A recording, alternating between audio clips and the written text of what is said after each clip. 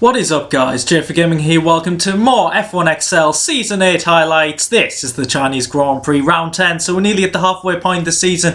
If you are new to my channel, do remember to subscribe and do check out the F1XL highlights playlist if you've missed any races, because last time out was a pretty good race at Austria, and if you remember, there was a ticket involving me and Headshot in a bit of an incident. It was deemed to be just a racing incident, so I did keep my second place, so happy with that. But come to the Chinese Grand Prix, tyre wear here is absolutely horrific, and I knew from the start I wanted to stop, so in qualifying I decided just to do a bit of a slowish lap on softs. I didn't want to push him too hard, and I was kind of cruising around, but the lap actually wasn't too bad, and I ended up coming to the line, and I was only half a second off pole position after my first lap, but I ended up in 8th. It wasn't too bad really, so I was in a decent position and only had done one lap on these tyres. But a few changes since last time. There's been a few transfers around the transfer window. My old teammate Bullet Wound has taken pole position, which is absolutely amazing. I do have a new teammate in Mr. Tazo who's dropped down from League 1, but he's down there in I think 11th position. But we're getting ready for the Chinese Grand Prix. 5 lights and away we go. We get a pretty good start. Zygon just didn't get away there, so we're using the slipstream of FIFA Boy ahead, already up to P6, so let's see what happens into turn 1. A horrific corner, but we go up the inside of FIFA Boy, he leaves the door open, we look up the inside of Jack Spar, but no, we've taken too much speed into there, hit the side pod of his, and we've crashed out. And I'll give you a warning now, there is a ticket about me in this race, but surprisingly, it wasn't that. I'm really surprised Jack didn't put a ticket in about that, but I do apologise. That was my mistake, being a bit too optimistic, trying to go up the inside of everyone, but we're trying to recover from that, try and get back into the race, but we're trying to make up position. It's so tight down here, there's so many cars around, there's contact, and yeah, we get an illegal overtake. I'm not really sure what that was for, because it's a car that's very far behind, so we have to lose all that time. We're down to 15th. It's been a horrendous start for us, and we need to recover it as quick as possible. So yeah, there's just cars everywhere, and it looks like my teammates not had a great start either. So there's 2 bananas in 13th and 15th place, and I'll be on the softer compound than some of these cars, so we've got to run on Angry Terrapin here. We're trying to go up the inside, but I was very cautious, I've got to say. I just didn't want any more contact because I knew turn 1, the incident was my fault, and again, I do apologise for that if anyone was caught up in it, but I go around the outside of Angry Terrapin, get myself up to P40, now it's time to chase down these cars ahead. And yeah, we've lost so much time to the leaders. I don't think, unless there's a safety car, which there is a high chance in this league. I think in 8 of the 9 races there's been a safety car, so I really was hoping for one. But yeah, we're on the back of Pickled Avenger now, just looking for the opportunity, and I tried to go around the outside. I think being on the wheel does help in this middle section, but yeah, my teammate, I just wanted to avoid him, didn't want to make contact, and he actually held me up. I know he obviously didn't intentionally do that, but it resulted in Pickled Avenger coming back at me, and I was just trying to psych him out. I was getting frustrated because I knew I'd lost so much time. There's a bit of contact there, and I thought about going for it here, but I thought he might turn in. I just wasn't sure, because some of these races, like Pickled Avenger for example, I haven't raced against before, or that often, so I'm not obviously comfortable around them completely, but you learn with drivers. And now we've taken him as he made a bit of contact with Lins. Lins just seemed very slow for some reason. I don't know if he had damage at this point, but yeah, I had to get past him because he seemed like he was holding these couple of cars up. So we get better traction here, get ourselves up to P11, and now we're trying to catch up to our new teammate, Mr. Tazo, the owner of the league, the veteran as well. So yeah, quite good to have as a teammate, but here we go into turn 1. You will see one of the best overtakes of all time, I've got to say. So Mr. Tazo, he just takes in too much speed, goes wide, and slips it up the inside. What a move this is. Of course, I'm joking, he let me pass there because I'm on softer compound tyres, and yeah, there's no point fighting each other, especially at that early stage. So we skipped to lap 8, and there was actually nothing happening. I'm just going around on my soft compound tyres, trying not to wear them out too quickly, and just trying to stick to my strategy. But yeah, most cars are pit, we've come in, and now we're going to put on the medium compound tyres. We need to stretch this stint out to make our 2-stop work. It's going to be tricky, but we'll see how we end up. Jack Sparr, I think, went for an undercut, has ended up behind me, so I don't know what happened to him, but it looks like I could be racing him. I think we did have similar pace around here, and obviously I took him out at turn 1, which is never good. But we're coming up to the back of Kane Keeney.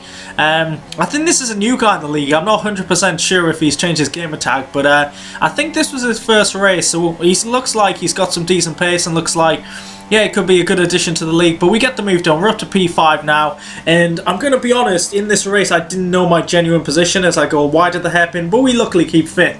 I didn't know who was on what strategy at all. It was one of them races where you just don't have a clue. But we're on the back of Fruit Loops now. He's battling Binary. I think he was trying to make a one-stop work. He was bragging about that, I heard. And yeah, I knew the one-stop was impossible here, so that was never going to happen. But Fruit Loops, who I am fighting, he's having a fantastic race. He doesn't race with us too often, but when he does, it's always good to see him. So he's going for the undercut. Well, not the undercut, but yeah, he's splitting a lap before me. And this is Crawford, who is fighting Binary for the win. I think Crawford's pretty much the race leader. I really didn't want to battle him, so I pretty much get out his way because honestly, I'd rather have Crawford win than Binary for the championship purposes. And for my race, I just don't want to fight someone who I'm not fighting in the race. He's clearly going to beat me. But we're coming in for our final stop, and we're going to do 9 laps on the soft compound tyres. So I was a little bit surprised for Fruit Loops, because he went in for the mediums, and now we come out in P7. There's a couple of cars who are having pit, but just ahead of me is Fruit Loops and Jack Sparr, and they're both on the medium compound tyres. So effectively this is a battle, and it actually is for P4, so things are about to heat up between us three. I know Fruit Loops really wanted to see himself in these highlights, so shout out to you. So these two were battling hard ahead of us. I really couldn't catch up to them on these soft compound tyres. I don't know why. These two had some really good pace, and yeah, I just struggled. But when I got onto the back of Fruit Loops, he obviously had DRS to defend, so it was tricky to overtake. Like, when would be the perfect opportunity to overtake? I wasn't completely sure.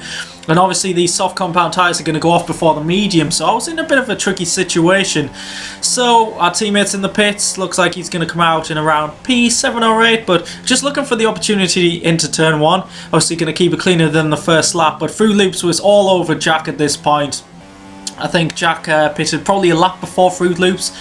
So yeah, just looking for the opportunity. But these two kept changing positions. They were battling quite hard. It was actually a really good watch. It was a clean battle and good to see.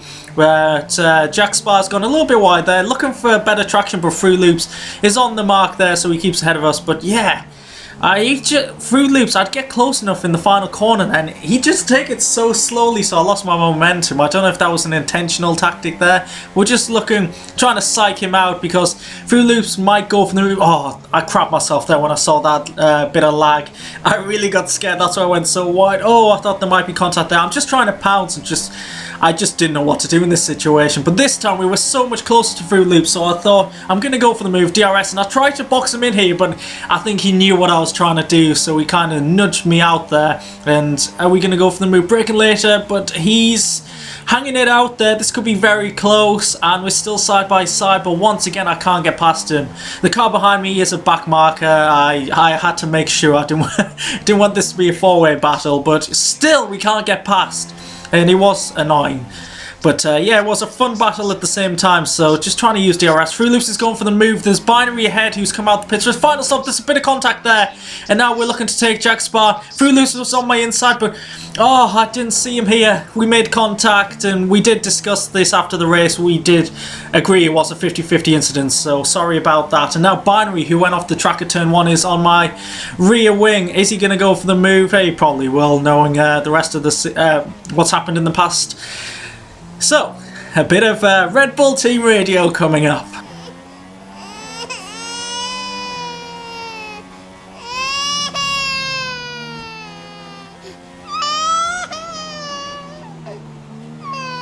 Yeah, I've got to say that was very insightful. I did learn a lot from that, but yeah, I obviously took the corner normally, defending the position. Nothing wrong there, in my opinion. And now he's on the back of me once again. And this is the ticketed incident. I mean, I take the corner like I took the corner every other lap. So, a bit more Team Radio coming up.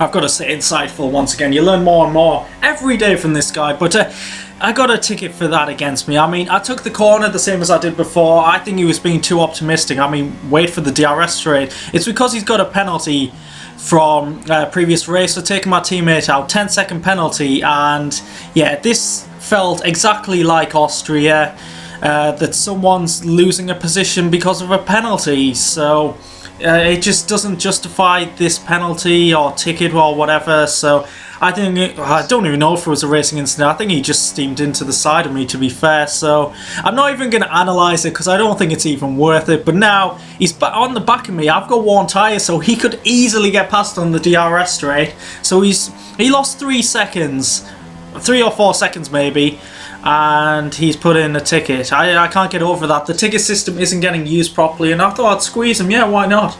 It was obviously he was going to get past, but hey, I'm going to beat him in the end because he's got that 10-second penalty, so it's all good in love and war. And he's on the back of Jack Sparr, so that's us. So we're probably going to end up in 4th place. I was trying to catch up to Jack, but it was just too difficult. Our tyres were going off and I just couldn't cope. So yeah, just hoping Binary could do something here with Jack Sparr, and I don't know, maybe a bit of contact, who knows. Yeah, there has been a bit of contact involving a few people this season, but you'll see here, tries everything to get ahead of Jack Sparr. I had a prime seat. I mean, I could have bought a ticket for this, which is a bit ironic considering what's going on with tickets. I didn't even mean to make that pun, but yeah, here we go. Is there anything going to happen ahead? Binary looks like he's going to shape up for the move, but once again, it's a reckless move, goes wide, out of control. And yeah, doesn't get the move done, unfortunately. Devastation. So he eventually did get past, and Jack Sparr's tyres were going off, mine were going off. There wasn't a battle anymore, unfortunately. So we're going to come home in P5, which will turn into P4 with Binary's penalty. So not bad, really, considering the first corner contact, especially for me and Jack Sparr.